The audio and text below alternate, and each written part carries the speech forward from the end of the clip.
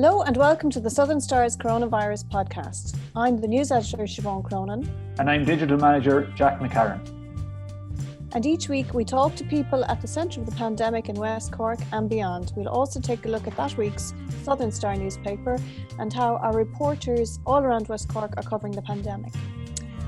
This week we'll also have some new music from Ardfield singer-songwriter Alan Tobin, who records under the name ADT. And also in this week's podcast, I will be talking to Seven Oceans swimmer Steve Redmond, who has recently become the first person to swim the 40 kilometres from Baltimore to the Fastnet Rock and back. But first, Jack, let's take a look at this week's newspaper. Yeah, Siobhan, on page 1 we have a story about the Gardaí and reports of some illegal drinking dens in West Cork. And I suppose this is one of the stories that is always around in the lead up to bank holiday weekends. The Gardaí always announce that they're clamping down on something. It's usually something along the lines of drink driving or speeding, but because of the times we live in, they're clamping down on supposed drinking dens, which I haven't been invited to any yet, which I'm slightly disappointed about, but that's besides the point for now. Basically, the Gardaí have said that they're receiving more and more reports of illegal drinking dens or of pubs who are perhaps not serving the substantial €9 meal with the drink that they're serving.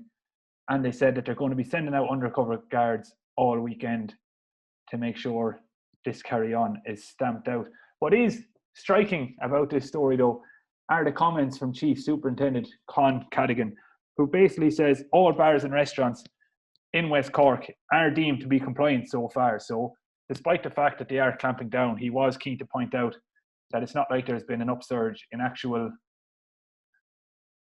there's been an upsurge in reports, but there's been no upsurge in actual, say convictions or actual bad behaviour. Detections. So it's positive, but they are just doubling down because they don't want any outbreaks, I guess. Yeah, and I just thought that thing about undercover cops being sent into pubs that's a real sign of the times. It's not what you expect our undercover cops to be doing, is drinking pints and having sandwiches in the local pub and trying to keep a low profile. So you never know who you might be sitting beside these days when you're out for a pint. Well, I think they had undercover reporters on primetime doing a similar thing last night in RT, going into pubs and trying to catch out barmen or bar staff who are just trying to do their job. So it's a tricky situation. No one wants to be seen to be doing the wrong thing, but everyone's just trying to keep up to speed with the ever-changing regulations and rules. So it's tricky for all involved, I'd say. Absolutely, yeah. And there's also a good story there that we've been chasing for a while and finally confirmed this week about Frank, Brides of Frank from Fermoy, who has purchased a very substantial property in West Cork, Rosscarbery Convent. Now, Frank went to school, Peter Kelly's his real name, he went to school in West Cork, so he's very familiar with the area. But I think this has the potential to be a really great wedding destination.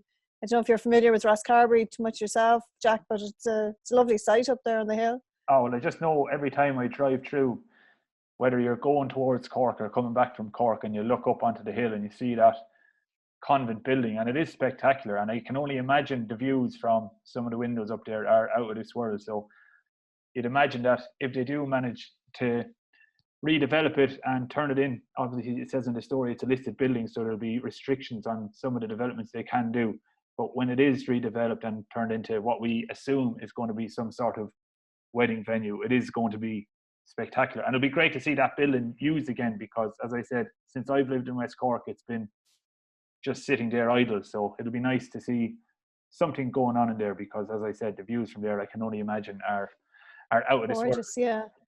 And there's a lovely little chapel attached, which is a great bonus. There's a lot of people, aren't religious, but they like the idea of getting married in a chapel, and that's been a real dilemma for people. So there's a few spots around Ireland where you can have a humanist or a civil ceremony in a former deconsecrated chapel, and I think that's the idea behind this as well, that you could have a little bit of religion in the background, but not the full shebang.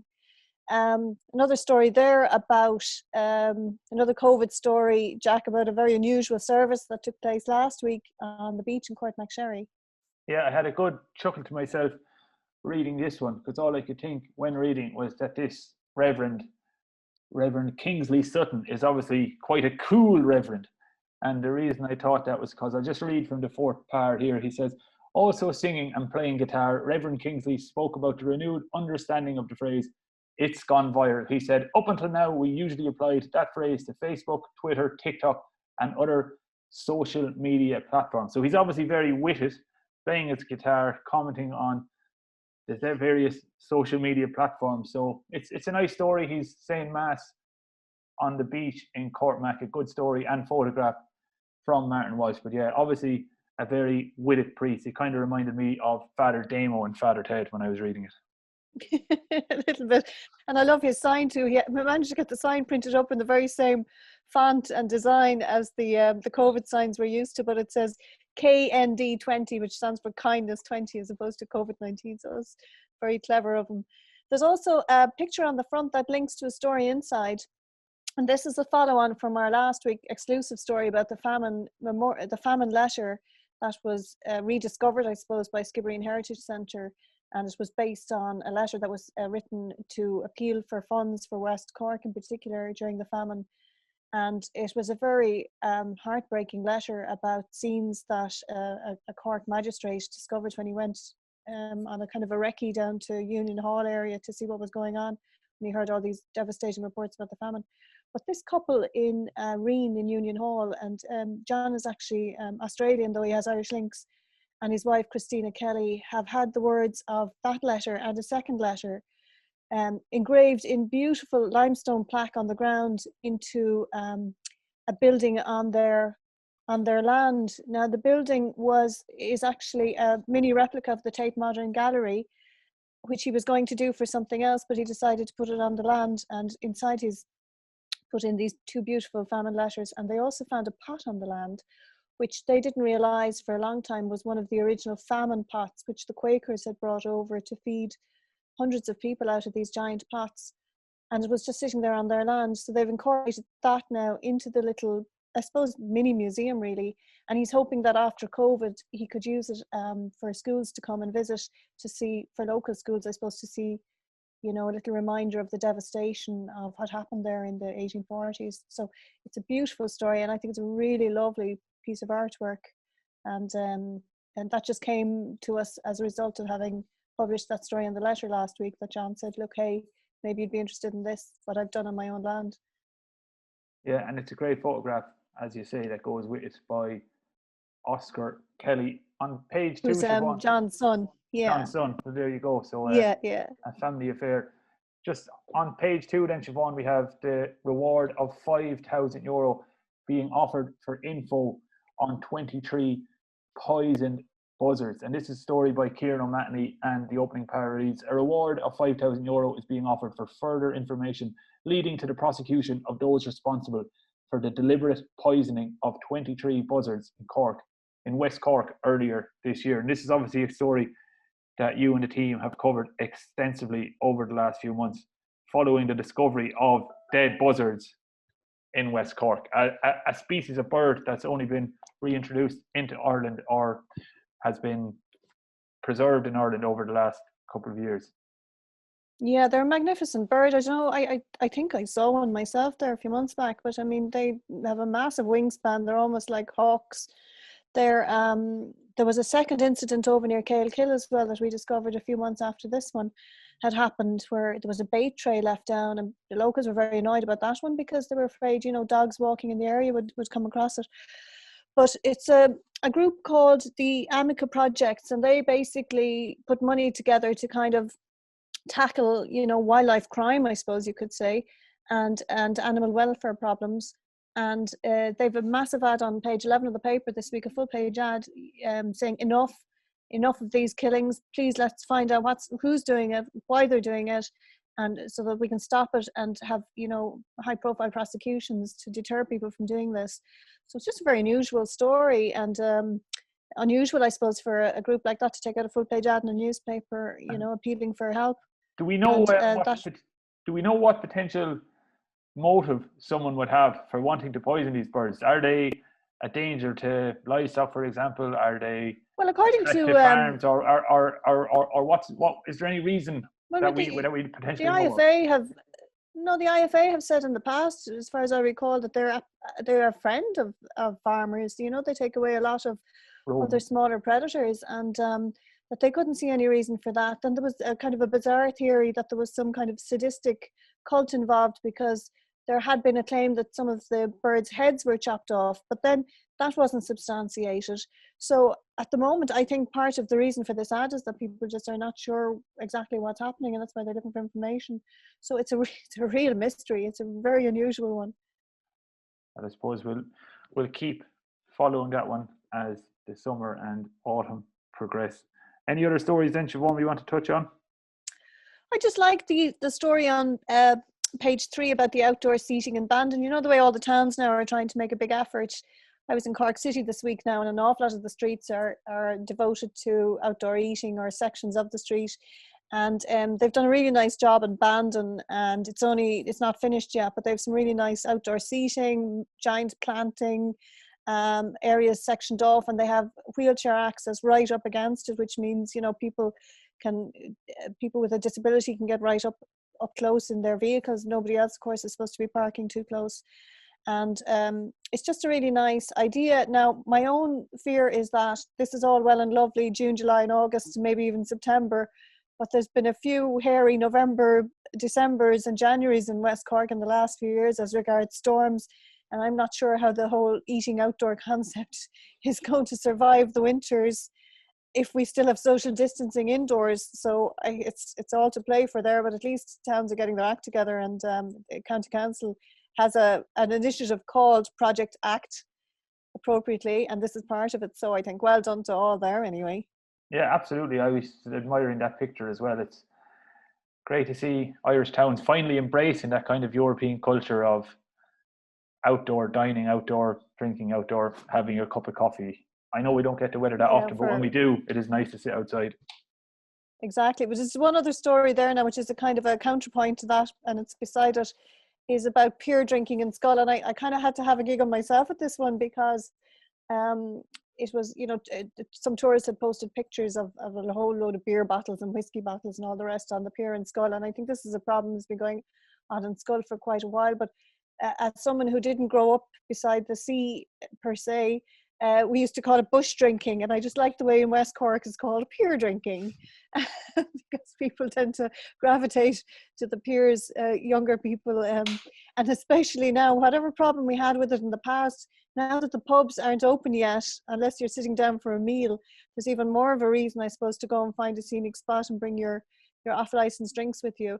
But I don't think anyone would have much of a problem if there isn't any, you know, antisocial behaviour attached, and if they would just put their bottles away. And the problem in Schull is that there's a bottle bank right beside the pier, and yet people still leave their beer bottles there.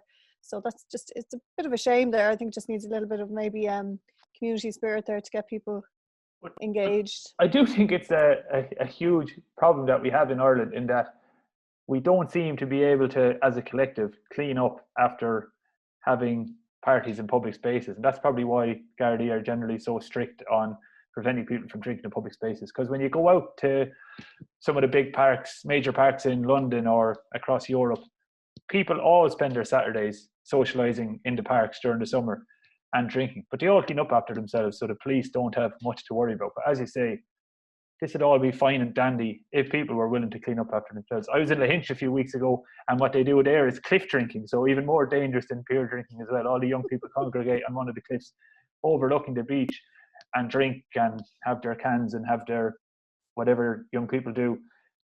But again, they leave the mess behind them, and then that upsets people in the town. So you have to give the young people education needed. You have to give the young people the freedom to enjoy themselves, especially when the discos and nightclubs are closed.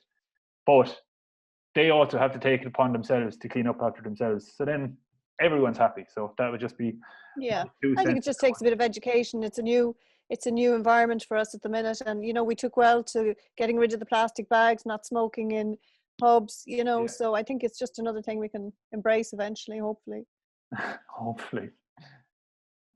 And then there's a nice celebrity story there, Jack, of quite a lot of celebs spotted, as is the norm in summertime West Cork. Yeah, I suppose that it reinforces that we've all made the right decisions. to live down in West Cork when you see so many people coming All on us blow-ins. yeah. When you see so many people coming on their holidays down to West Cork, it's the same every summer. Obviously, Saoirse Ronan has been a regular visitor. We had pictures of her in the paper a couple of weeks back. But last week, it was the hottest property in the Irish television and film industry. And that's, of course, Paul Mescal of Normal People. He was in Kinsale. He took pictures with the staff at the Acton Hotel, and he looked to be enjoying himself. He was supposedly on holidays with some famous American singer or actor who I actually wasn't too familiar with, but maybe that's because I'm not as cool as I think I am. And Phoebe Bridgers.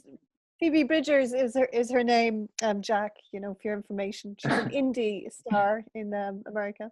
Well, the musicians who were also in West Cork at the weekend, who I'd have more interest and know more about, so this again says more about me, is Keith Duffy and Brian McFadden of Boyzone and Westlife fame, and they were in the salubrious surroundings of Centra in Riverstick, and they also seem to be really enjoying themselves. And Graham Norton is back again, as is the norm. We're nearly tired of poor old Graham now at this stage. He's back every summer, but he was dining out in Bandon during the week, so nice to welcome Graham home again for a few weeks. And then just one little feature I wanted to mention, because I think it kind of ties in with the whole West Cork summer, COVID, the whole thing, is that camping is back in vogue. And speaking of coolness, camping is now cool. So Jack, are you going to be renting a camper van or getting your electric picnic tent and dusting it off and bringing it down to Crookhaven for the weekend? Well, I mentioned that I was in Lahinch up in Clare a few weeks ago, and I did actually indulge in some camping while I was there. So I've also jumped on this camping bandwagon. But what I haven't done is camp in West Cork just yet, because when you have a house in West Cork, it's kind of hard to camp outside. So when I do my touring around, I generally go back home in the evenings. But I did notice the amount of people that were camping. I'd done a kind of a tour around the Bear Peninsula last week, and I stopped in on the way down for a look at the campsite in Ballylickey, which was absolutely jam-packed. And why wouldn't it be? The views from that campsite are absolutely incredible. I went on then down as far as Glengarriff, again, stopped into the campsite, just out of curiosity more than anything. Packed, the sun was shining, people were all sitting outside their tents and their campers, having a great old time. Went on then to Allahy's, again, there's a kind of a camping area beside the beach there, absolutely packed with tents and camper vans. So people really are embracing it. And as it says in Martha's story here in this week's Southern Star, all the people who run these campsites have noted the upsurge in inquiries and bookings from Irish tourists, whereas usually they'd be getting tourists from the UK or from different parts of Europe. This year, it's all Irish people, which is great to see, because the cliche is Ireland, a great little country if you could put a roof on it. And it is one of the greatest countries in the world when the sun is shining. And so why not enjoy the scenery that we have on our doorstep? And so when you have a chance to camp at the like of Allahy's Beach or in Glengarriff or in Ballylickey, like, there's no better holiday you could really imagine. And there's been so many complaints from people in Ireland talking about how expensive it is to holiday in Ireland when they can't go to Spain for the cheap 7-day all-in hotels. But camping is a very affordable option, and it's good to see people taking advantage of that option. Absolutely. And do we have a bumper sports section this week? So you might just give us a few details on that, Jack. We're back to 28-pager, I think. Yeah, well, after a dormant number of months where Kieran McCarthy, our sports editor, was having to be very creative with how he filled his 12 or 16-page sports sections with all sorts of kooky features, sport is back. We counted the number of West Cork clubs that were in action last weekend, and there were over 40, and that's 40 clubs, most of them with various different teams between men's football, juveniles football and hurling, camogie, ladies football. So there's 23 pages of GAA coverage in this week's sports section. The big stories, of course, Castlehaven overcoming Carbery Rangers in the West Cork group of death. Skibbereen got their campaign up and running, and there was also a great result for the West Cork ladies, who drew with county champions Mourne Abbey. So there's loads of GAA in this week's sports section. So if you've been starved of the GAA over the last few months, you're in for a good time this weekend. Brilliant. So thanks for that, Jack. And I think you have some details there of how to get the paper if I do, of not course, heading to the shops this weekend. Everyone knows my main job at the Southern Star is to shill the newspaper. So don't forget, if you can't get to the shops, this week. You can subscribe online by going to thesouthernstarTV and clicking on the e-paper tab, or you can call the office on 028 212 00 for a postal copy to be sent out to you. And you can get everything we discussed there, the news section, the life section, and the sports section, for as little as €2 a week when you subscribe online.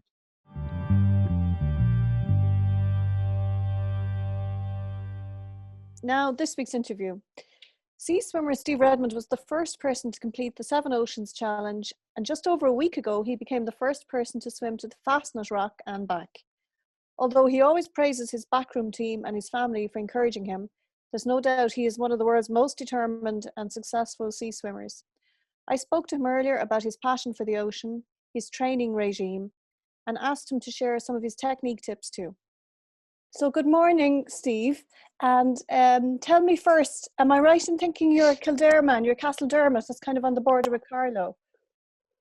Yeah, well, my parents' house is in Carlow, and we drive up the road and we're in Kildare kind of thing. Right on the borders of both of the counties. But I was born in London and brought back over here in '74. So we based ourselves in Carlow. So it's kind of, this is an odd situation. I live in West Cork. I'm married to a lady from West Cork, Anne Coughlin from West Cork. So when I was young in London, I swam all the time, 6-7 days a week in Shepherd's Bush and Line Grove pools. Nice. And just loved the water.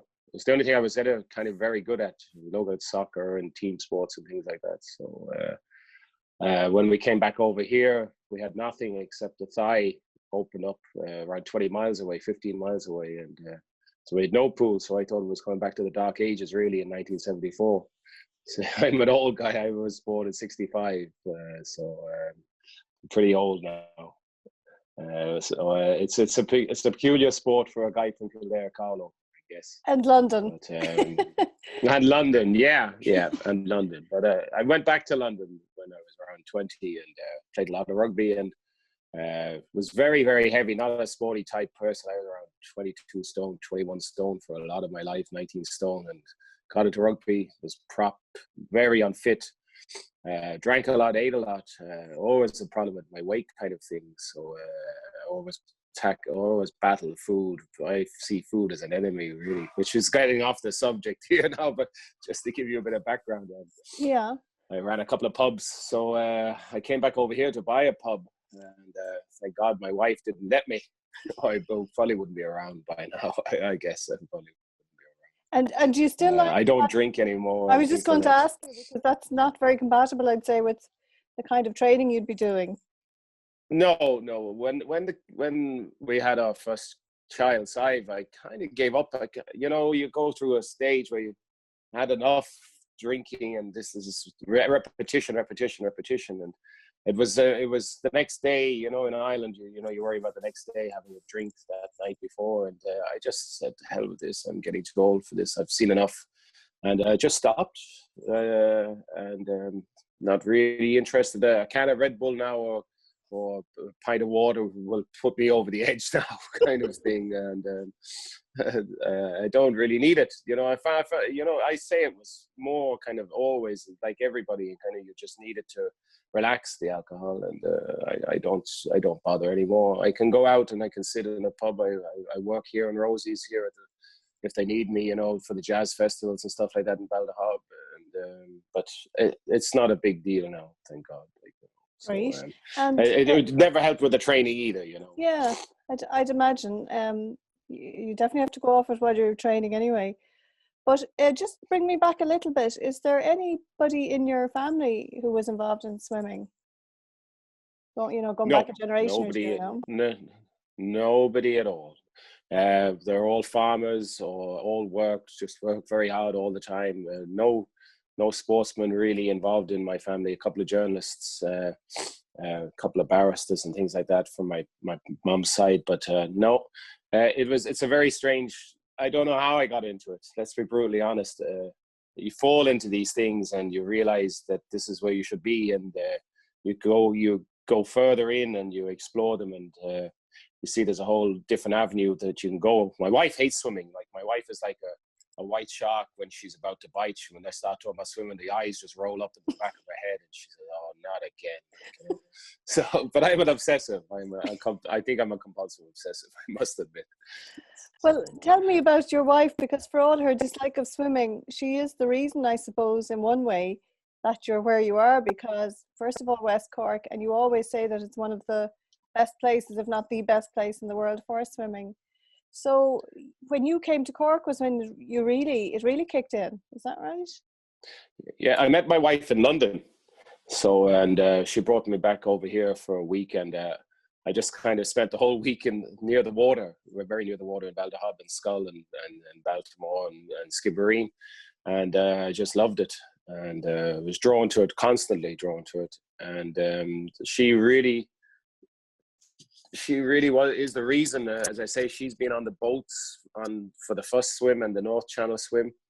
We call them the animator feeder. That's what they call, like that person on the boat. And she's the person that I would see just at 45, 50 minutes, and she would give me the food and ask me, am I okay? And do I need anything for the next one? And just keep it positive, and always positive, and never, ever allow any chink of doubt to come into the equation. And it was the same on this last swim, very same on this last swim. She told Kieran Collins that, you know, if one shoulder goes, he swims with the other shoulder. If they both go, he kicks, and we'll eventually get there. And she made sure I heard that. And as I say, I was out getting dry, and no one said to me, "You didn't moan at all today, sir." You know, because normally I can moan for, like, the Queen of England. I can moan, boy. I'm very, very good at it. But is it like the tree? Is it like the tree in the forest, Steve? Does anyone hear you when you're moaning out there 20 miles from Oh, yeah. When I get up for a feed, I can really give them 20 or 30 seconds of verbal abuse. You know, this is not going right, and my shoulder is going. But if I start doing that, it's kind of like building a statue out of salt. You know, you have the next 40 minutes to worry about what you've just said, and is my shoulder going, and is there a niggle there, and things like that. And it just builds and builds and builds. And it's like an elastic band or a domino race. It just cracks your brain. And on this swim, we learned a lot from the previous 10-hour training swim, and we developed a couple of ideas. Like, I kicked a lot more. I kicked for 10, 12, 15 hours of this swim. I kicked just a dabble, but it was a kick, which I normally don't do. I normally try to save the energy for the shoulders. That was a thing I developed in the Ocean 7, but for this one we had to be a little bit faster, and it worked. We also developed the idea of the swimmer coming in at the Fastnet Rock, because that was where the problem was, always turning around at the rock and getting going to get back 2 or 3 miles. Once that was done, we were fine again. It was all just these certain things kicking in, and my wife knew all this, and we had this all planned in the meeting beforehand, and herself and Kieran executed it. And they did a lot of whale watching. There was lots of whales out there, and they enjoyed the day. They could just feed me every 50 minutes and read the book then, and do the stroke count, and make sure he's somewhere around the boat, kind of thing, wandering around aimlessly, and he'd give out to me if I wasn't doing something right. But you need certain people with you to get you so far, and their faith then pushes you further. And like, if you have 5 people on a boat for 10, 12 hours, they've wasted a lot of their time, their life, trying to get you to do this, and you owe them. And I always put it like that: I owe them, and I can't let them down. And I call it emotional. I'm a very emotional guy. I'll probably start crying with you now in the next 20 minutes. I swear to God.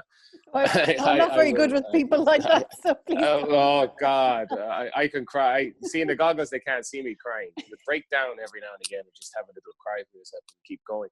But with my wife and my daughter on the boat, it was kind of virtually like that. The Japanese call it the perfect day, the apple blossom, the cherry blossom day. When we were in Japan, we were always looking for this cherry blossom day, which was the perfect day for the swim. And that was the cherry blossom day with my daughter getting into swim with me. It was just amazing to have her next to me. And she wouldn't let me stop either. So these are the people I've met have changed me and pushed me further. And they're doing it every day. And it's just, when you go in the water, you come back kind of different. Even if it's only just a 100-meter swim. And that's, I think, the attraction to everybody. You come back kind of cleansed, or Christ, I didn't think I could do that, or I didn't think I could get to the island of Lough-Ine, and that's what people are doing now, and it's just marvelous. But isn't there, there's actual research now about the effect of water, and especially salt water, I think, on the mind. This theory of the blue mind. I mean, do you believe that there is something specific there that changes your chemistry? I definitely think there's something in the water down here, but then I'd be biased now from the water down here. For the last month after the training swim I was going to Lough-Ine at 5 o'clock in the morning. And once I got over the initial, what the hell am I doing here at 5 o'clock in the morning, and got in the water, it was like meeting Jesus. It really was. You were just letting go of control, and the water was holding you up and taking you, and that becomes an ethereal and pervasive thing in your mind, that the water is going to protect you and hold you up. And that's what I think. After 10 hours anyway, I'm in a trance. I'm virtually in a trance, because I've kind of self-hypnotized myself to stop thinking. Another lesson that we learned from a lady here, a psychotherapist, helped me to self-hypnose. But another lesson we learned was to accept, if I had a niggle on my shoulder, accept that pain, think about it for a minute, and then just put it away, let it go. Don't hold on to it. And that's what I think a lot of people do when they swim. They let go of what they have on land. And if they don't concentrate on what they're doing in the water, they're not coming back. And then when they come back to the shore, they're happy for what they have. It's a small little thing, well, I'm happy I've done that. And now I can face the day, and I'm capable of doing something that nobody else can do. And it really is that simple. Does that make sense, or is it too kooky? Well, no, I think sometimes I'm a little bit crazy. No, I totally get you. I do a bit of swimming myself, and I totally understand that. When you did the 7 Oceans, did you set out to do that, or because I suppose if you maybe just explain it a little bit, it's channel swims in a lot, isn't it, in a lot of instances? It was developed by a guy called Steve Redmond, who runs the World Open Water Swimming Association, and it was basically 7 channels dotted all around the world, 7 of the most difficult channels, and the peaks, the equivalent of the 7 peaks for mountain climbing. But this was the aquatic equation. They were the English Channel, the Cook Straits, the Tsugaru Channel in Japan, the Molokai in Hawaii, the Catalina in California, and Gibraltar, and the North Channel, of course, between Northern Ireland and Scotland. And no one had ever completed all 7. And we didn't know anything about it. I just did the English Channel. I was training a lot of triathlon and doing longer stuff, and realized that I kind of like being alone and being out there, just surviving and relying on myself. And my friend of mine was training, John Connie was training for English Channel. I trained with him, really enjoyed it in Lough-Ine. At the time I was in a wetsuit. I couldn't figure out this going into skins at all, which is the rule. You're in skins with a pair of togs and a bit of grease, earplugs, goggles, and that's it. Completely open to it's like John would describe it as kind of climbing a mountain naked, crawling up a mountain naked. That's the best way of talking about swimming. You face everything and you deal with it, and everything in the water hits you. So, and everything in the water is trying to either kill you or hurt you or push you back or make you fail. And this is how we kind of got into it. But I just did the English Channel, and the following year, John tried twice, and unfortunately never made it. He was only a mile offshore when the tide took him, which was just a killer. Great swimmer, a very driven man, and unfortunately he never made it. But we did it with my wife on board in 2009, August 2009. Coming back on the boat, we got a call from a friend of mine who was watching the swim. You can watch these swims. We normally have a tracker on the boat, and everybody can watch them develop. It's a little spot, and you just keep clicking into it for the whole day and see how slow the guy is going or how fast the guy is going. And he rang me and said, it's great to see, Steve. It was amazing to watch it. Also got great news that he got clear of cancer. I was kind of, after being up for around 30 hours, so I really wasn't with it, and listening to this. I couldn't get over this. It was just amazing. Tomas was clear and it'll be okay. But 2 months later, he was dead. And this really knocked. I kind of call them foundation blocks in your life. Anyone that I always look at the people that have gone before me as better than I am. And I always kind of relate to them, and they worked harder and they were better and they were great people. And, you know, I always relate to relations, and this is where I get emotional kind of thing, you know. But he was gone and I couldn't get over it. So I said, we have to do something here. And I didn't even know about North Channel. I didn't know about Ocean Sevens, nothing like that. And I didn't even know there was another swim across from Scotland to Northern Ireland, because it hadn't been done for 8 years. A lady from Donegal was trying it, and she'd failed twice before me. And we looked at it and said, look, it's in our own country. Let's go and try this. Not realizing that it was deemed as the hardest swim of the lot. It was around 10 degrees the day I did it, and full of jellyfish, the size of your car. And they hunt in packs. And the major reason that nobody could accomplish it, because they kept getting stung by them and had to get out and go into anaphylactic. We got that in, I think, 17 hours. Yet again, my wife just told the skipper, just steam on, leave him there. If he comes near the boat, if he starts moaning, just throttle the boat on. This is what he wanted, you know. And my brother was the backup swimmer there, and he's a GA player. He's a different kind of shape from me. He's a thin, hardy guy, and he came in the dark and hadn't done a whole lot of swimming. And I think he lasted around 5 minutes before he could get out in a full wetsuit. And I owed him, and this is how we got it, you know. And then we were finished, and after every swim, I always say to everyone who's listening, that's it, no more, never again. And I said definitely after the North Channel, because it took an awful lot. I was 18.5 stone. I lost a stone on the swim, just in fluid and from the cold water. We didn't know about this. We got an email in the middle of winter. This is what happens. A lot of problems with these things, so that you get these ideas in the winter, and you have the whole winter to think about them. And then you say, oh, well, let's have a go. And Monotones emailed me, and he's become a great friend with Steve Monotones and Ned Dennison in Cork. And he says, well, sure, Steve, now you've got the 2 hardest channels done. Why don't you do the other 5? Not even knowing what he was talking about. And we looked at these things, and he said, this is crackers. This is absolutely crazy. But a couple of buddies came on board, Noel Brown and Dave Williams. And we looked at it kind of laterally, like we were in the middle of the recession at the time, I think around 2009, 2010, and there was no money. And we burned, I think I finished paying off the swims there in January, the credit cards. I finally finished paying them off, because that's what we did, Gibraltar, because it was in Europe. And then we looked around for help, for sponsorship. Frankie Sheehan gave us some ideas and gave us some help, and we did a lot of fundraising. And the guys threw up this idea of, well, look, Molokai and California are in the same country. Why don't you go and do the 2 of them within 2 weeks of each other? Channel swim normally takes around 6 months to recover from. So I said, oh yeah, that's a great idea. Well, we did a bit of fundraising. The guys took that worry about money out of my possession. So all I had to do was train, and they organized the fundraising kind of thing, and we did the charity coffee mornings and the polka drive, and that they waxed me, which was the hardest thing I ever did in my life. They waxed my chest and things like that. Harder than being stung by jellyfish. Queuing up. Harder than the pain that we went through. But this is how we got into it. And once you get into something and you get so far in, and we were told so many times, like nearly every swim I've been told, look, why bother? You know, you have no coach, you have no money, you have no pool to train in. I was training in the West Lodge and in Baltimore, which are 16-meter pools.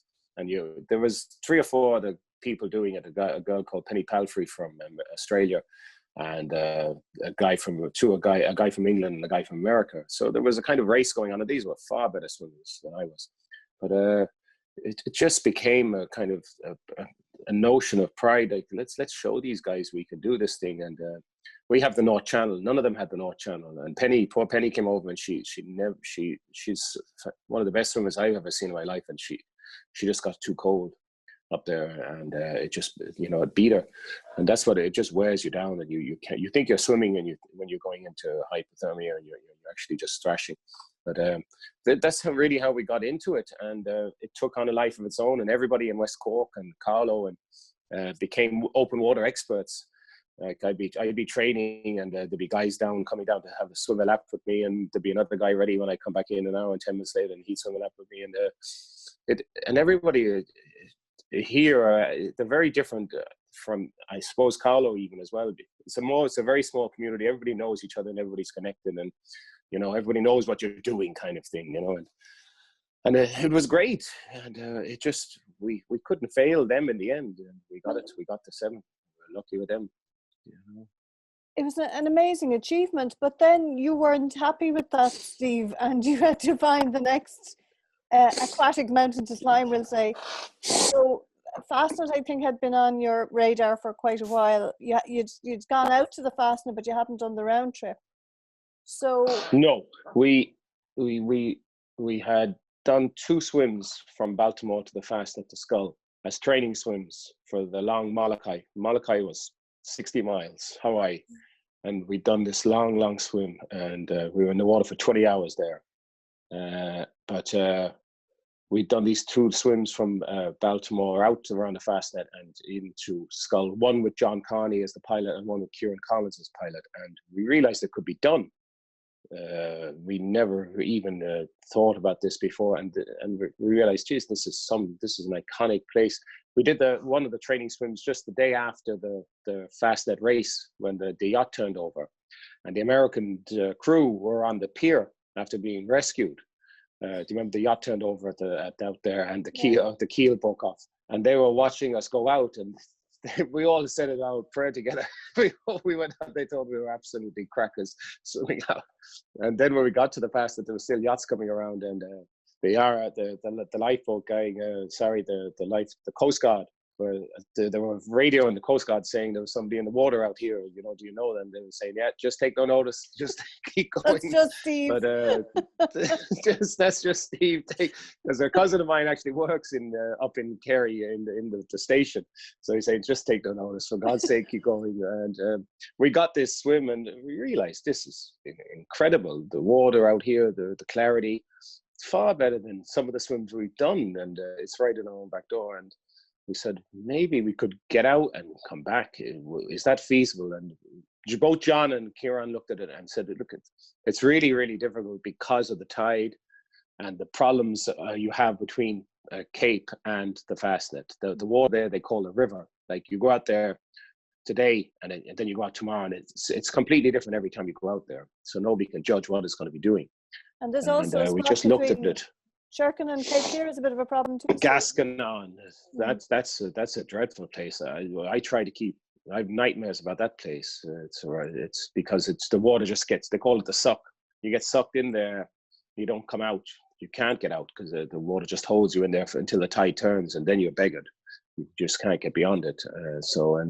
And between that and the jellyfish exploding off you like a machine gun fire coming through it, the small little jellies and everything that comes through it. It's just like shaking a bottle of lemonade and opening the cap. That's the best way of describing that place. And it just all hits you as you're coming alongside it. So we try to keep out around 1 mile, 2 miles, but even then there's still a huge effect in the water. So it really was a technical swim, and unfortunately, as I say, I'm a tad obsessional. So I spent the last 4 years trying to get this swim, and finally we got it there on the 20th. We finally got it on the 20th, and that was actually, I think, around 8 years after we finished Japan. I think we finished Japan on Bastille Day in 2011 or 12. And I think it was 8 years to the day nearly, because my Facebook was reminding me of these memories of Japan. So it was kind of very strange. Myself and Noel Brown still together on a boat, but just in a different country back at home. So, I had a little cry about that as well, I can tell you. So, well, I'll tell you something now. You can really cry about this, because I think the one thing, it's probably immaterial to you at this stage, but the one thing that really affects people when they read about you is the jellyfish, because the fear that jellyfish put in people for even one sting, and you're surrounded by hundreds or maybe thousands. Like, how do you mentally, when you're heading for them and you know you can't avoid them, how do you mentally get beyond that to plow through, and how do you cope with the pain? You're cold, so the jellyfish is kind of like a very, very severe electric shock. kind of hitting you on the face or on the arms or somewhere, you know, across your chest. Normally, that's what you normally swim straight into the bloody thing. You know they're coming. That's what the whole thing is with it. And you know they'll be gone. I always say thank you very much, and just swipe them away or kick them away unless it's very bad. And then normally, as you know, you do everything in the water. So you go to the bathroom in the water, unfortunately, and the urine supposedly helps. The ammonia in the urine supposedly helps. So you have a little, you go to the bathroom, and this seemingly warms you up. I'm sorry, it's disgusting. It warms you up around your body, and this seemingly helps. But no, it's just you take it as a thank you, and you, unless you get into a huge swarm with them, you know you can get through it, and you just have to realize that they're there. You spoke about them stinging your on face, your tongue, Steve. Yeah, on your tongue, on your nose, and up your nose. They'll always get there. They'll always go right across your face and kind of brand you. You know, you have a branding of the strand kind of thing across your face. But you have Vaseline on and cream on, and that kind of semi-protects you. And you can't do anything about it because they're there, and they were there before you came, and this is their water. You know, you have to say you're the intruder here, so to hell with it, like, and just get on with it. But it is kind of scary. The unknown is scary, and you have to. That's what I always, when we started last Monday week, on the 20th, it was 4:00 in the morning, and the harbour was full of jellies. And it was pitch dark, just coming on. You know, the dark is before the dawn, and you had to just go. And it was like shaking the dog, the tail of the monster of a dragon again. Like, you know, here again, what the hell am I doing? I'm actually paying for this. You know, I'm paying for the pleasure of this. And you just have to push off from the slip and leave everything you know behind you, and forget about what you can give up at any time. I always work it out as I had 4 years of training, and they're all condensed into 15 hours of my life, and that's what they're all for, that 15 hours. And it's the same with everybody's life. You know, you can give up at any time. You can stop doing what you're doing, and sit at home. You can, admit that you're no good. You can say, you know, I'm not doing that anymore, or you can keep going. And no one told me to stop kicking. That's the way I always say to myself. No one ever told me to stop kicking. And I have Father Cahill in the Sheen, and he was a great sportsman in his day, and he's huge faith in me. And he always gives me a rosary bead to bring with me, and he says a prayer, and we have a blessing. And then we do have, I always, as I say, have a definite cry when I meet that man. And the faith that guy has, you know, that's where you're going. And if you could have that power, you know, nothing can stop you. And that's what I say about the people down in West Cork and in Cork City and all around the county.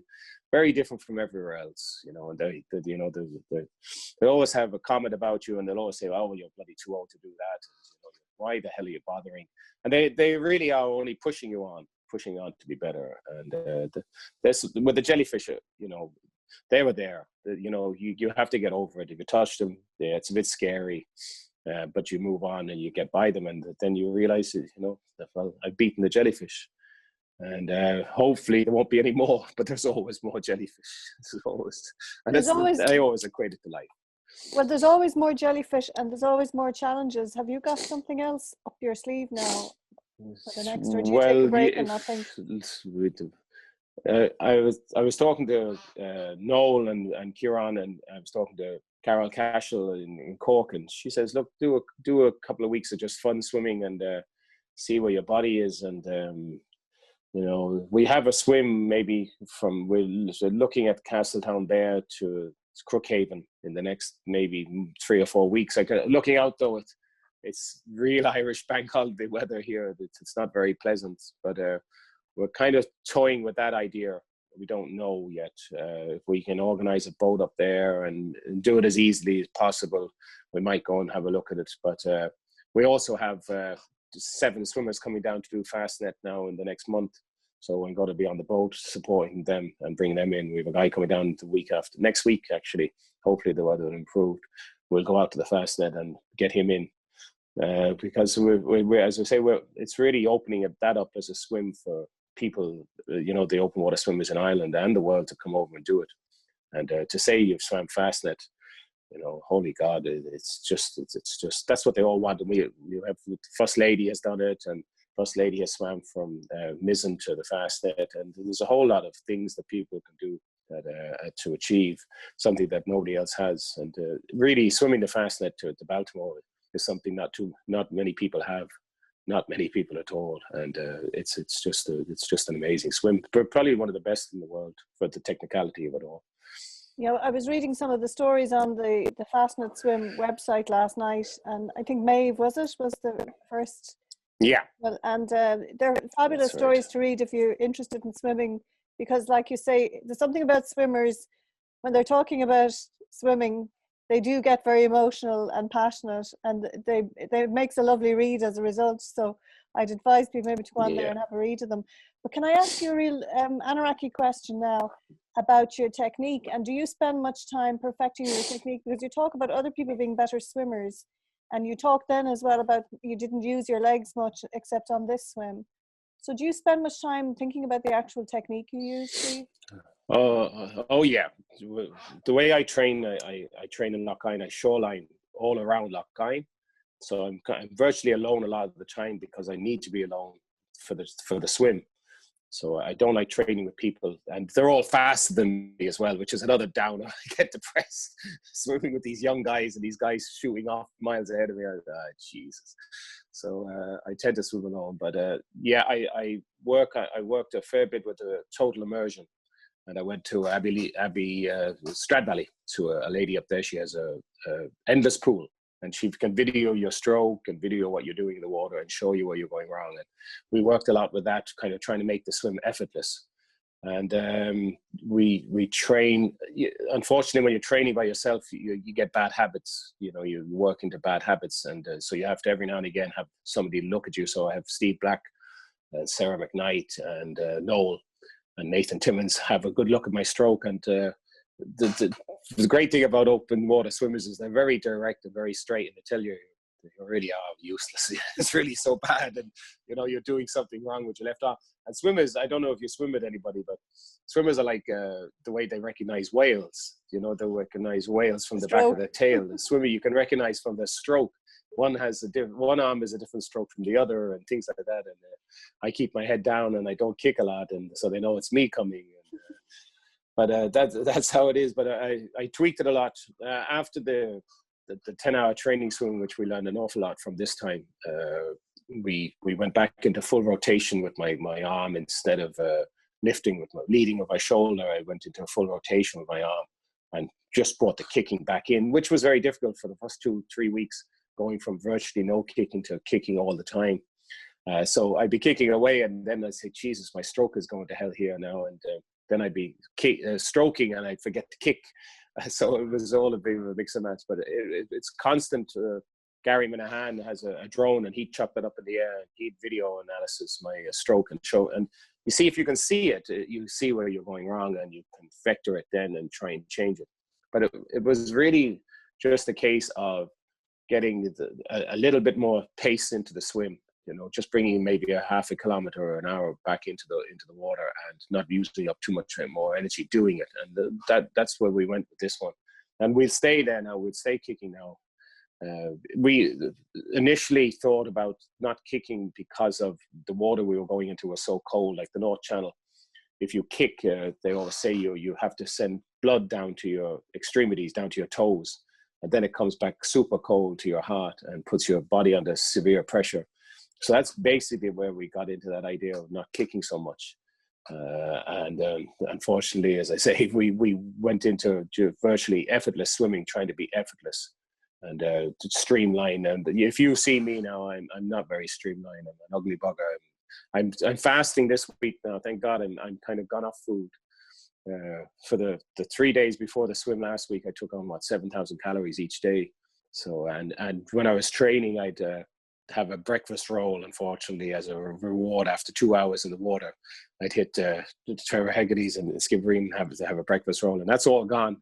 I had my last breakfast roll, and we had a big ceremony about this, because food is a major reward for swimmers. I swear to God, cake swimming, coffee cake, Ice cream. Calbos, my God. So I am stripping off weight this week, but it's just funny. It's very easy to do. I just kind of like fasting, and I can just stop now. I just go down to 2 meals a day and go down to below 1,000 calories. Is that not dangerous, Steve? What they call the flip-flop dieting? Flip-flop, yeah.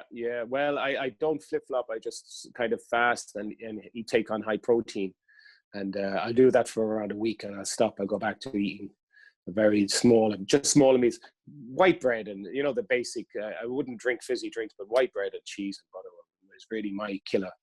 I could come home and have 2 toasted cheese sandwiches twice, maybe, in 2 hours and things like that, just because I thought I was using the calories up in the water, and I wouldn't be. So it goes on very quick. But and thank God I did put it on for this swim, because the water is unseasonably cold, and people are going to be very wary this weekend because it'll be cold after all this rain. Okay. Like, the water never got up over 12 degrees in Baltimore that day, only for the sun on my back. I don't think we would have made it at all, because we came back in and got a core temperature, and it was very, very cold. So it was the hot feeds. Steve, what do you eat while you're swimming? Every 30 minutes, is it? Every 50 minutes. Every 50 minutes they give me a hot feed. I use a Hammer product called Perpetuum, and it's just a tub of carbohydrate with protein mix in it, and it tastes like coffee. After a couple of hours in the water, you can't taste anything anyway. Your tongue, your taste buds get lined with salt, so it doesn't make any difference. But it's kind of tastes like coffee, and they put a couple of spoons of sugar in that, and they heat it up. So it tastes like a good cup of nice coffee, really, when you drink it down. And you have 500 mils, sorry, you have 500 mils of that, and they throw it to me on a line in a shaker bottle. I just flick the lid, drink it down in around 10 seconds. If they want mouthwash, they throw me a bottle of mouthwash, weak mouthwash. They let me rinse my mouth. If I want a Milky Way or a half banana, they have that ready as well, and they can chuck it to me. I'm like a seal. I just catch it and eat it, and you're gone again. You try to take on around 800 calories every hour, but you're burning around 1,400. So you have to have that little bit of weight reserve, and you're carb loaded before the swim. But unbeknown to me, on the way back in on the swim, they went to every 40 minutes. So it's if I want to mess with my head, I try to remember how many feeds I've had from the very beginning, and I go, and then I look at the sun, and because they don't tell me the time on the boat, they wouldn't tell me how long I've been in the water. They don't tell me how long the swim has been going on. They don't tell me what time it is in the day. Nothing. I don't need to know that. So they went to 40 minutes on the way back in, and for some unknown reason, this really worked, because I thought it was 50 minutes. So I thought time was actually going very quickly, between the breaks. I thought, geez, that was 50 minutes. That went really quick. Isn't this great?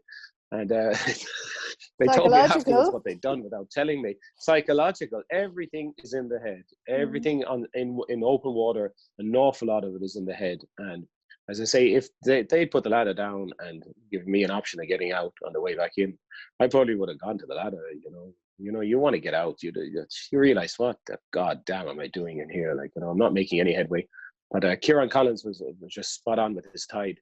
We went a mile and a half down south of Fastnet, and took a sharp left and aimed for the beacon in Baltimore. And I never seen Cape for the whole swim. The first bit of land I seen was just after the Gascalons was Shirkin.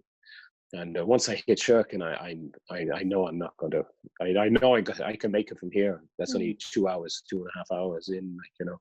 So it's all psychological. But the Hammer nutrition, everybody has different things. So there's high five, and there's loads of other things, And the guys in the Edge are always giving me. That's my favorite shop. I don't know if you've ever been in the Edge.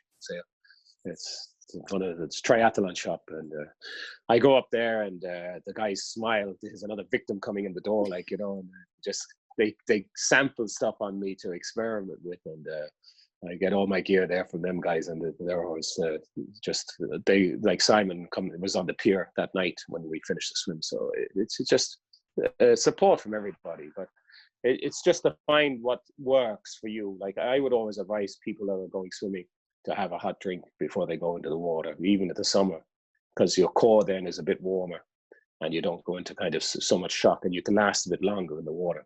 I always take hot feeds, summer or winter when I'm swimming, and that works for me. Some people don't, but it's to find out what works. And I would also always take a little bit of sugar. You know, Red Bull, I like that decaf. I like that when it's not fizzy. I like caffeine. Some people don't like caffeine, but you just have to be very wary of the water. The only places I've ever really been in trouble was when I got too cocky in Lough and went out one evening on a very big tide and got caught and could not get back in at the far side of the island. Got caught, but the tide was coming in there, and so you just have to be wary always in the water. You just never know when it's going to bite you. But I've been fortunate there, and that the nutrition works for me. Sometimes it doesn't. Sometimes you have to puke the whole thing up. You have to take a shot of, like, for instance, on one of the Fastnet Skulls swims, the feed wasn't working, it had blocked, and I took a mouthful of salt water, retched the whole thing up, had a Milky Way and some mouthwash, had a small lighter feed, and got going again. But they say when you start getting sick in the sea, you can't stop. So it's horses for courses. But there's a lot you learn a lot from other people, and the open water people will help you. That's the great thing. It's not like the triathlon and things like that, which I was involved in. I have a bike in the shed there. It's $3,500, and it's a thing of beauty. I think it's an art form, to be honest. But you know, the bikes now are even better than that, and you know, everybody's got helmets on, and everybody's all about the seconds. But in open water swimming, you know, if you come to me and ask me, well, what am I doing wrong here? You know, we'll go for a swim, we'll have a chat about it, we'll have a look, and we'll see if we can help. And that's the great thing about open water swimming. Everybody will give everybody advice, and it's a real easy community. Yeah, it's a real easy community to get on with, and it's a social thing. Steve, that is a nice lead into the fact that you decided there last week that you were going to raise funds for the RNLI as a result of the Fastnet swim. And I know that it's very close to your heart because these are the guys that are going to pick you out of the water if things do go badly wrong. eventually they have my number. They're always there somewhere in the background keeping an eye. But it is it is incredibly important. I just noticed this week alone we had 3 pretty major rescues in West Cork by the RNLI guys. And of course, it is a volunteer service. So do you want to just say a few words about them and how important it is? Oh, absolutely. We are actually doing a campaign for the bank holiday now for the RNLI for water safety. And we just, you know, for people coming down, I seem to notice, I don't know if you noticed, but there's an awful lot more people around, and there's an awful lot more people using the shorelines and the seas. And this, if they're going to go to the beach, they have to try and find a beach that's lifeguarded and swim between the flags. And, you know, don't be a dinosaur. You know, that's what I always say to people. Don't be dumb. Like, you know, if you have an inflatable, leave it, sit in it on the beach. But don't put it in the sea. It doesn't belong in there. You know, it's lovely to look at, but don't get in it. Like them 2 guys up in Roscovery. That's a miracle. You know, that fishing boat seen them in that inflatable from little, no life preservers. Like, I was training 3 weeks ago, a very bad day, Saturday, a very big wind in Lough, and I was doing a shoreline, and these guys came down with an inflatable, and they had just bought it. And they were just in their ordinary clothes, and they jumped into it. They put their phones into bags, all right, but they had no life preserver. I said, you can't be seriously going out there, you know, you're going to get blown. And they got blown over to the big house in Lough, if everybody knows it. And it took them around 40 minutes to get from the big house to the main pier. And their car was on the small pier, and they came back over to me, and I was after 5 hours in the water just doing shoreline up and down. Misery, grinding swims. And it took them 3 hours to get back, you know, from, you know, that's how it can just turn in a flash. 1 minute you can be 10 meters from the shore. The next minute you're 500 meters. That's a half a kilometer. And that's an hour to get back in against the wind. And people don't get it. You know, and when you're in the water, as I say, like in a swim, if things start going wrong, things go wrong really quick. And people are putting pressure on the RNLI this weekend, and they are fearful. This weekend is always the banger weekend. The whole country is on full alert, and everybody has their pager on. And unfortunately, there will be people rescued, and please God, everyone will be okay. But it's, as I say, don't be a dinosaur. Where the hell are you going? If you think it's dumb, just don't do it. And we wanted to dedicate the swim to the RNLI before the swim, but we failed so many times that we didn't. have the nerve or the courage maybe this time to do it. So we have it dedicated, and it's up on their Facebook page, because their swim in Union Hall was supposed to be last weekend, and they couldn't do it because of the corona. And that's their main fundraising swim for Pamela Deasy down there. And Kieran Collins is on the lifeboat crew in Baltimore. So, and John Connie, the whole lot. You're affected. You're in. Everybody's interweave with these people. And the little girl, the heart girl that rescued 2 or 3 weeks ago, miracle. Bloody nobody. Absolute miracle that girl is safe and well. And nobody else could have done it. So, anyone that's going out in the water has to be. It's kind of like the coronavirus. You have to take responsibility for yourself. Don't be bloody stupid. But unfortunately, things happen. And as I say, these guys have my number. They'll be picking me up someday too, and they'll have a big smile on their face the day they get me. We finally got you, Steve. They finally got me. So, but yes, definitely just stay safe and enjoy the water. If it's raining, go for a walk, but just don't go crazy, because it goes wrong so quick, and that's the frightening thing about the sea. So listen, Steve, thank you so much for joining us, and congratulations again on a fantastic achievement, and here's to the next one. Hopefully. I hope it was all made sense to you all, and thanks everybody for the support and the continued support. And that was more of a swim for the oldies among us as well. These young guys are fast, but the oldies, we're kind of used to the pain, and we only want to see the end. And that was for the oldies. Neely Harahan types. I don't know if you know Neely Harahan. He's a guy I used to work with, and he used a big drive in my life. Changed the way I thought about things and how giving up. He made me stop giving up.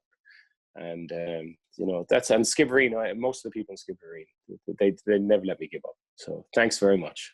Well done, thank you.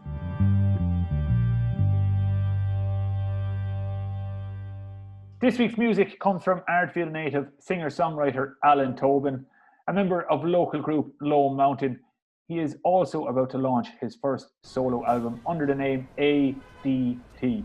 This is the second single from the forthcoming album, and it was released last Friday. It's called Love Lost on the Streets of New York, and the video features some stunning drone shots of the Big Apple during lockdown, which were shot by New York firm Drone Fanatic. So here is ADT with Love Lost on the Streets of New York.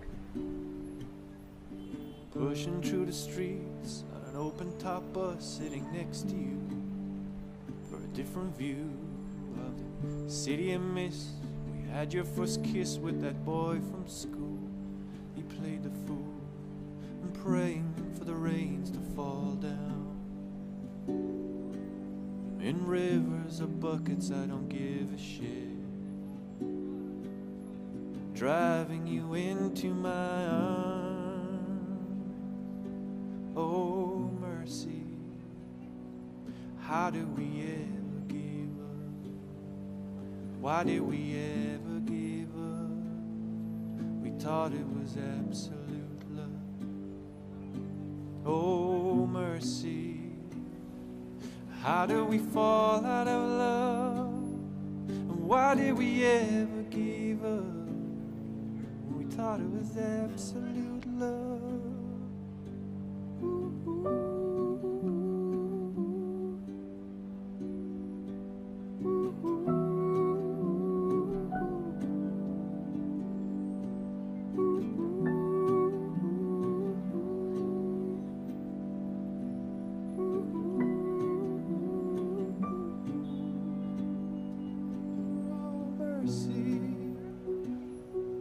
Why did we ever give up?